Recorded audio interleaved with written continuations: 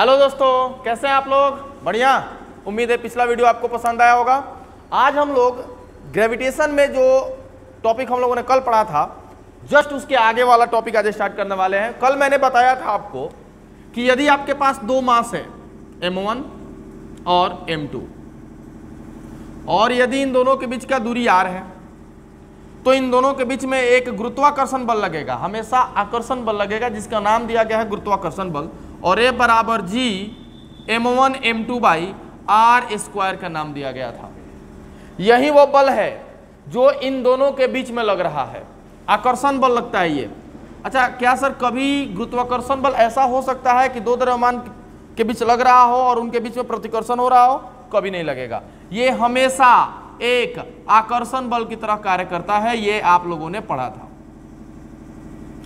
मैंने हेडिंग लगाया कि कुछ कंसेप्ट टाइप का, कुछ कंसेप्ट बताने वाले हैं आपको। वो कंसेप्ट में हम आपको टॉपिक डिस्कस करने वाले हैं। एक बहुत खूबसूरत सा कंसेप्ट है।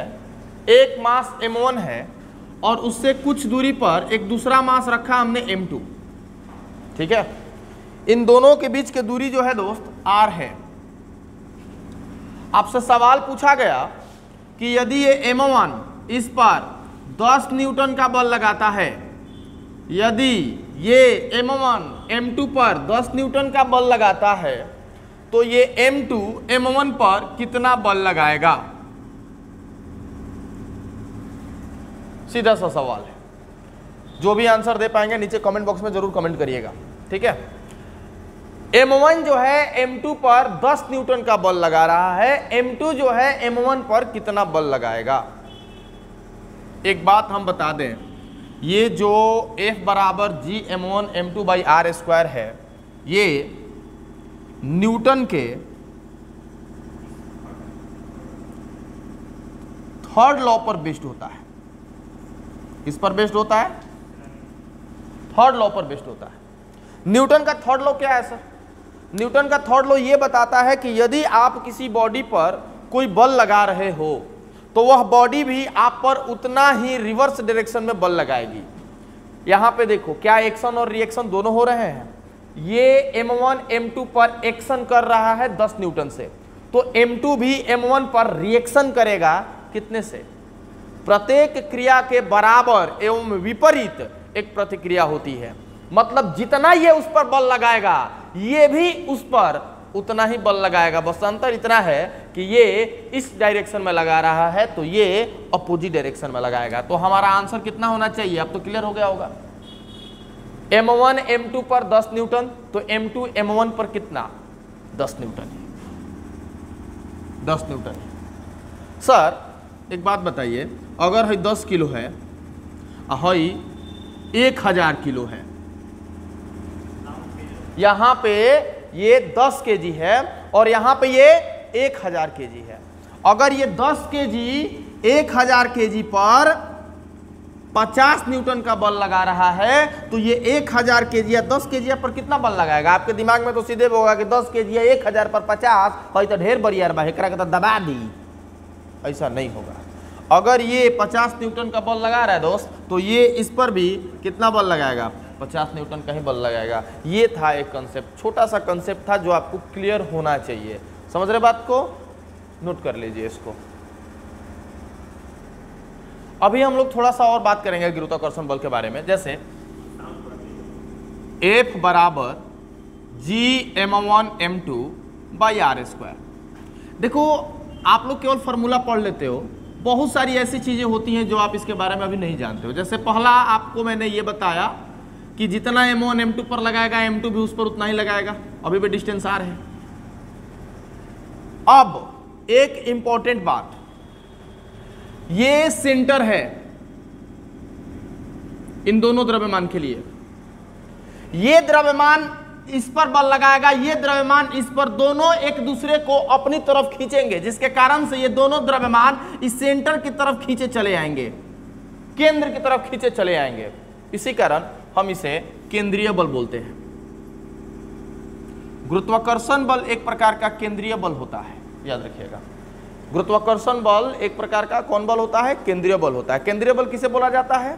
जिसका रिजल्टेंट फोर्स सेंटर के टुवर्ड्स लग रहा हो, केंद्र की तरफ लग रहा हो, तो इसलिए हम लोग बोलते हैं कि हमेशा ही ये केंद्र की ओर कार्य करते हैं, दोनों को केंद्र की ओर लाने का प्रयास होता है, इसलिए एक केंद्रीय बल है।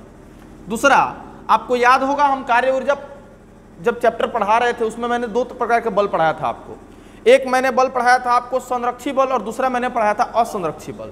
संरक्षी बल में मैंने क्या बताया था आपको कि संरक्षी बल वैसे बल होते हैं जिसके द्वारा किया गया कार्य एक चक्कर में जीरो हो।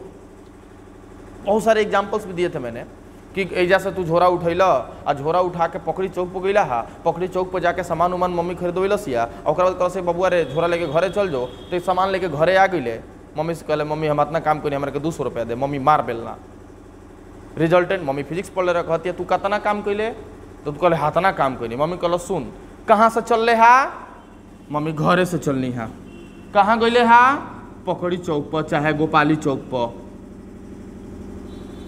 गए, फिर कहाँ आ गए, घर पे आ गए। तुम भी थोड़ा बहुत फिजिक्स जानते हो। तो मम्मी बोली कि अपना विस्थापन बताओ, तुमने बोला घर से निकले थे घर ही पे आ गए, हमारा विस्थापन हो गया 0। फिर मम्मी बोली कार्य निकालो बबुआ, तो कार्य बराबर मैंने बोला था कि बबुआ W बराबर F इंटू एस होता है।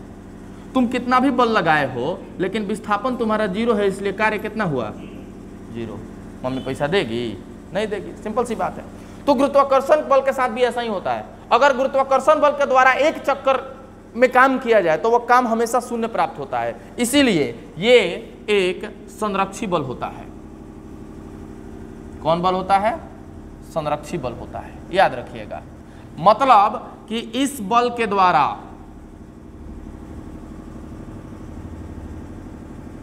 एक चक्कर में किया गया कार्य,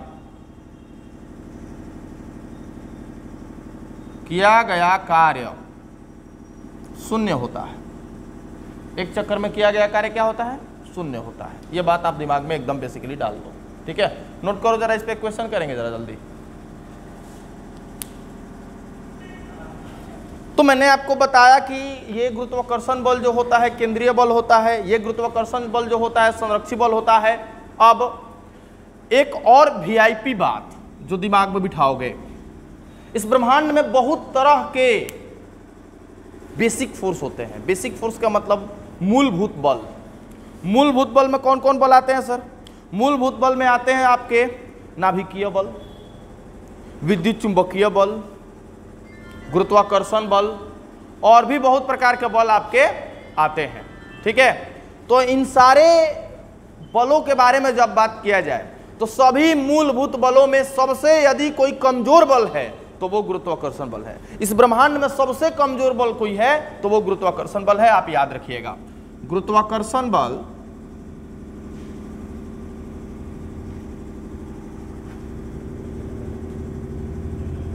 सबसे कमजोर बल होता है, सबसे कमजोर बल होता है।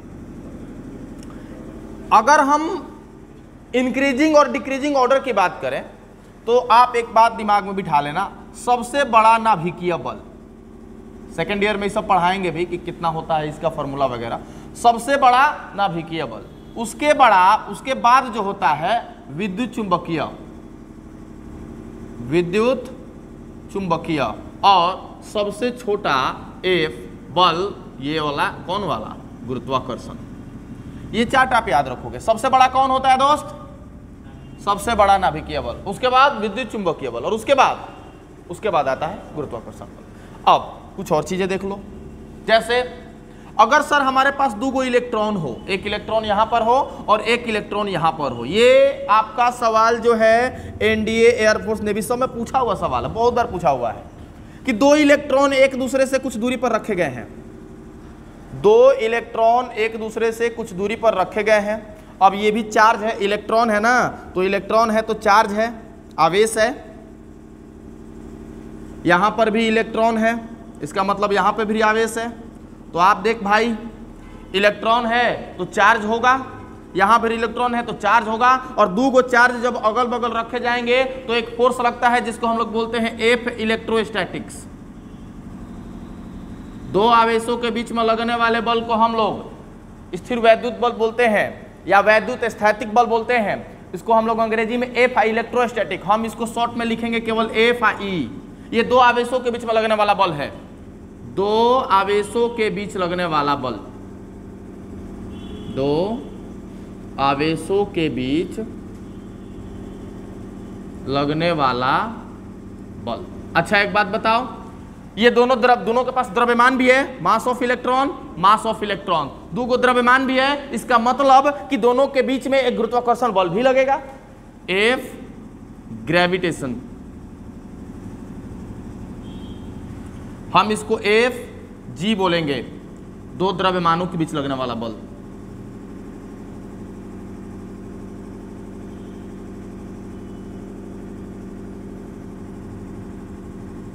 भाई मेरे, दो इलेक्ट्रॉन है, दोनों के बीच में दो गो बल लग रहा है, एक एफ इलेक्ट्रोस्टैटिक, एक एफ ग्रेविटेशनल। अब मुझे तुम ये बताओ कि एफ ई में और एफ जी में बड़ा कौन होगा? ये दोनों पर, इन पर जो है आपका दो प्रकार के बल लग रहे हैं। एक सेकेंड पॉज करता हूं। एफ इलेक्ट्रोस्टैटिक और एफ ग्रेविटेशनल, दोनों में कौन बड़ा होगा? क्योंकि यहां पर इन दोनों आवेशों पर ये दोनों बल लग रहे हैं। सर अभी अभी आपने बोला कि गुरुत्वाकर्षण बल सबसे कमजोर बल होता है, इसका मतलब साफ है कि ये वाला बड़ा होगा, होता भी है, ये बड़ा होगा ये छोटा होगा। तो सर सवाल क्या पूछा था? सवाल पूछा था कि दो इलेक्ट्रॉनों के बीच में लगने वाले वैद्युत स्थैतिक बल और गुरुत्वाकर्षण बल के बीच का अनुपात क्या होता है। मतलब आइए देखते हैं, एफ ई बराबर एफ जी, ये दोनों कब बराबर होते हैं? कौन बड़ा होता है पता है? ये बड़ा होता है और ये छोटा होता है। कितना गुना बड़ा होता है पता है? 10 के पावर 43 गुना। कितना बड़ा? सर ये ऐसे ही लिख देंगे? नहीं नहीं, ऐसे ही नहीं लिखेंगे, ये आपको जब हम चैप्टर 1 पढ़ाएंगे सेकेंड ईयर में तो ये वाली चीज़ हम आपको प्रूफ करेंगे, क्योंकि आप अभी ये निकालना नहीं जानते हो ना, इसलिए हम डायरेक्ट लिख रहे हैं। अभी ये जब निकालना सीख जाएंगे तो दोनों निकालोगे खुद से आ जाएगा। तो यहाँ पे सवाल है कि जो इलेक्ट्रोस्टैटिक बल है वो गुरुत्वाकर्षण बल के 10 के पावर 43 गुना बड़ा होता है। मतलब कि F E by F G अगर कहा जाए तो 10 के पावर 43, और अगर F G by F E कहा जाए तो 10 के पावर -43। अब सवाल कैसे पूछा है इस पर निर्भर करता है कि ये वाला आंसर होगा कि ये वाला। अगर स्थिर वैद्युत बल यानी कि वैद्युत स्थैतिक बल और गुरुत्वाकर्षण बल का अनुपात पूछ रहा है तो 10 के पावर 43, अगर गुरुत्वाकर्षण बल और वैद्युत स्थैतिक बल का अनुपात पूछ रहा है तो 10 के पावर -43। ये आप ध्यान में रखोगे, नोट करें आप इसको। आइए ये क्वेश्चन हम लोग देख रहे हैं, जैसा कि हम लोगों ने गुरुत्वाकर्षण बल निकालने के लिए सूत्र पता लगाया न्यूटन के गुरुत्वाकर्षण के नियम से। यहाँ पे बोल रहा है कि एक द्रव्यमान आपका 10 kg है और इससे कुछ दूरी पर एक दूसरा द्रव्यमान रखा हुआ है 20 kg का, दोनों के बीच का डिस्टेंस जो है 20 सेंटीमीटर है। अब M1 जो है आपका 10 kg, M2 जो है आपका 20 kg और दोनों के बीच का दूरी है आपका 20 सेंटीमीटर। याद रखना कि 20 सेंटीमीटर को आपको मीटर में कन्वर्ट करना पड़ेगा, बेसिक सा सवाल है। जब 20 को आप चेंज करिएगा तो 100 से भाग दीजिएगा और मुझे लगता है ऐसा कि इट बिकम्स 0.4। अरे 0.4 ना देके तुम ऐसा करो, 2 गुना 10 के पावर -1 लिखो। ऐसा क्या है सर? ऐसा इसलिए क्योंकि आगे तुमको समझ में आ जाएगा काहे मैंने ऐसा लिखा, आपको मैथमेटिक्स प्रॉब्लम नहीं होगा। एफ बराबर होता है जी M1 M2 बाई R²। ए बराबर क्या होता है? जी M1 M2 बाई R²। यहाँ पर एफ निकालना है मुझे, जी का वैल्यू आप जानते हैं 6.67 गुना इंटू 10 के पावर -11। M1 कितना है सर? M1 कितना है? 10 kg है सर, ओके 10 kg। M2 कितना है सर? 20 kg है सर, ठीक है। बटा में R का स्क्वायर, R के जगह पर कितना है? ये 2 गुना 10 के पावर -1, 2 गुना 10 के पावर -1 का स्क्वायर। अब अगर आप चाहें तो आराम से इसको कर सकते हैं, 6.67 10 के पावर -11, यहाँ पर 2 गुना 1 2, 10 के पावर 1 और 2 मिल के 2 कर दो, बटा में 2 दूना 4, 10 के पावर -1 का स्क्वायर करिएगा तो 10 के पावर -2, 2 से 2 खत्म हो गया ना, 2 से 2 भागा दो इसको, तो जब भागा दोगे ना भाई 3.3 और यहाँ पर हो जाएगा 3, 5, जो भी जैसे देना हो दे सकते हो इसको, लगभग इतना, गुना 10 के पावर यहाँ पे क्या दे दोगे, ये 2 ऊपर जाएगा तो 4 हो जाएगा, 10 के पावर -11 गुना 10 के पावर 2 गुना 10 के पावर है -2 आ जाके +2, 4 में -11 जोड़ा कितना हो जाए -7। So your answer is 3.33 into 10⁻⁻7 Newton. बहुत सा आसान सा सवाल था ये, सवाल में दम नहीं था, ठीक है ना। तो आप इसको वो कर लें, सिंपल सा सवाल है। एक 10 kg मास दिया हुआ है, एक 20 kg का मास दिया हुआ है। आपने m1 m2 दोनों नोट कर लिया, दोनों के बीच का डिस्टेंस 20 सेंटीमीटर r। आपने क्या किया कि बस 20/100 करके आपने इसको मीटर में कन्वर्ट किया, ठीक है। अब m1 m2 r तीनों रखा हुआ है, F बराबर g m1 m2/r², F का F, g के जगह पर इतना, m1 के जगह पर 10, m2 के जगह पर 20 और r का स्क्वायर का मतलब r के जगह पर इतना डिस्टेंस का और स्क्वायर कर दिया। सब कुछ करने पे आपका रिजल्ट ये आया, नोट करें आप। तो पिछला सवाल बहुत आसान था, बहुत लोगों को मजा आया होगा। आइए बड़का जी के बारे में थोड़ा सा बात कर लिया जाए। बड़का जी के बारे में मैंने बात कर रखा है पहले भी। जी ये एक समानुपाती नियतांक हुआ करता था जिसका नाम था सार्वत्रिक गुरुत्वाकर्षण नियतांक। ये कहाँ आता था सर, ये इस फॉर्मूला में यहाँ पर आता था, F बराबर g m1 m2/r², यही है वो g। सर आपको याद होगा कि g बराबर आपने लिखा था 6.67 गुना 10 के पावर -11 और आपने डायरेक्टली लिख दिया था सर न्यूटन मीटर स्क्वायर पर kg²। ये वाला पर हम लोग फंसे हैं परसों में से कल से सर, ये कैसे आ गया था। तो वहीं हम आपको बताने के लिए फिर से g के पास आए हैं। आइए हम आपको सिखाते हैं g का पहले मात्रक। F बराबर कितना, g m1 m2/r², तिरछा तिरछी गुना करो जरा, तो F_r² बराबर हो जाएगा g m1 m2। मुझे क्या चाहिए, हमको g चाहिए। तो अगर हमको g चाहिए तो इसको पकड़ेंगे, खुचूक यहाँ ला देंगे, है ना। तो g बराबर F_r² बटा में m1 m2, सिंपल सा है। अब आप जिसका इसका यूनिट जानते ही हो, फोर्स का, बल का यूनिट न्यूटन जानते हैं सर, तो लिख दो सर। r क्या, दूरी का मीटर, तो मीटर का स्क्वायर, अब बटा में m1 का किग्रा का मतलब किलोग्राम, m2 का ये भी द्रव्यमाने है किग्रा। तो देखो ना, सबका सिंबल यूज कर लो। न्यूटन का n होता है, मीटर का ये metre square, kg into kg square. भाई क्या गलत लिखे थे हम, इतना हल्ला मचाए रखे थे तुम लोग, हैं क्या गलत लिखे थे, यही है। तो यहाँ से तुम फॉर्मूला से मात्रक निकाल सकते हो। मात्रक जब निकाल लिए वीमा भी निकाल डालो, क्योंकि वीमा बहुत ज़रूरी चीज़ है। जी की वीमा, सर बहुत सारे लोग बैठे हैं और बोल रहे हैं कि हम बीमा नहीं पढ़े हैं। तो बीमा नहीं पढ़े तो इंतज़ार कीजिए, वीडियो डाला हुआ है बीमा का। आप लोग यूनिट एंड डायमेंशन पीछे जाके वीडियो पूरा देख सकते हैं, फर्स्ट ईयर का ही डाला हुआ है, पहले ही 1 साल पहले डाला हुआ है। F का बल का mLt-2, r मतलब दूरी L2, m1 m2 m into m, और एक m से एक m को उड़ा दो, उड़ गया सर। m ऊपर जाएगा तो m का पावर -1, L1 है और L2 मिलकर हो गया L3 और ये हो गया t-2। तो यहाँ से आप देख रहे हैं कि g का बीमा भी हमारे पास आ गया। तो g का मात्रक न्यूटन मीटर स्क्वायर प्रति kg² और g के बीमा m-1 L3 t-2। तो ये आपका गुरुत्वाकर्षण का एक फेज हुआ। नेक्स्ट वीडियो में हम लोग बात करेंगे, ये नाम तो सुना ही होगा। मिलते हैं नेक्स्ट वीडियो में, थैंक यू।